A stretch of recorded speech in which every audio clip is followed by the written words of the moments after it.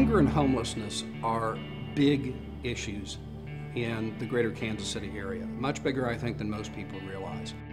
Typical dining room for community kitchens over the years has been a plain concrete floor, white walls, no decoration on the walls, rectangular tables like what we were used to eating lunch from in the schoolroom, metal folding chairs. I mean, as stark and as sterile as it possibly could. The first time I walked in here, I expected just a, drab brick, thing. If you live out on the streets and you're experiencing everything that's concrete and brown and sad and lifeless, I wanted this to be the complete opposite.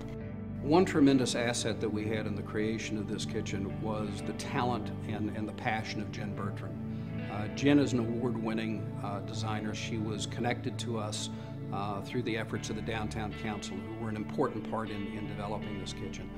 And what she added to this was simply amazing. When I was designing this, I was inspired by an Amy Butler fabric because it was a flower design that wasn't too feminine, it wasn't too masculine, and I wanted it to be that even in the dead of winter, there were flowers and greenery and everything on the walls.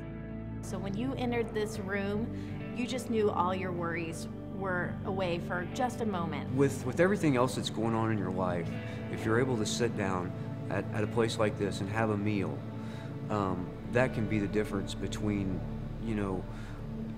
between having a good day and a bad day, honestly.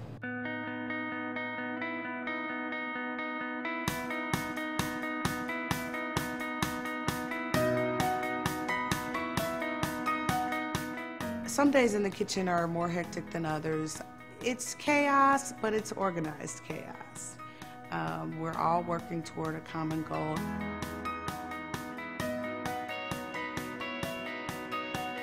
Love is at the heart of it. You don't really do this type of work. You don't expend this much effort and energy towards anything unless you're doing it out of love. One of the terms that we are really trying to get away from is the use of the term soup kitchen. That tends to identify a very, very narrow range of variety in terms of food, low quality of food, low nutritional value. And one of the things we pay a tremendous amount of attention to here is high nutrition. We don't just put a protein, a starch, and a veg. We also make sure that we're serving everyday fresh fruit, a fresh salad, and a bread in addition to the entree.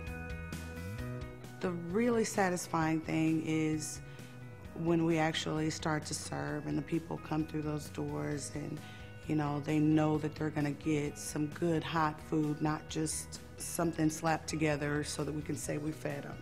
I feel like I'm able to come here and get some companionship or some friendship and also a good, healthy meal. And for me, having medical issues, that's something that I have to count on.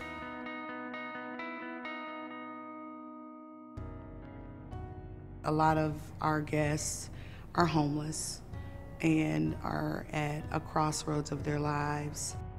One of the things that we are finding is people that are having to ask for services for the very first time in their lives. They've never had to go into a food pantry before. They've never had to ask anybody else for help. They've never had to hold a hand out in terms of somebody being able to help them. In many cases, if we're wanting to do something special for an individual, it's in the form of a meal.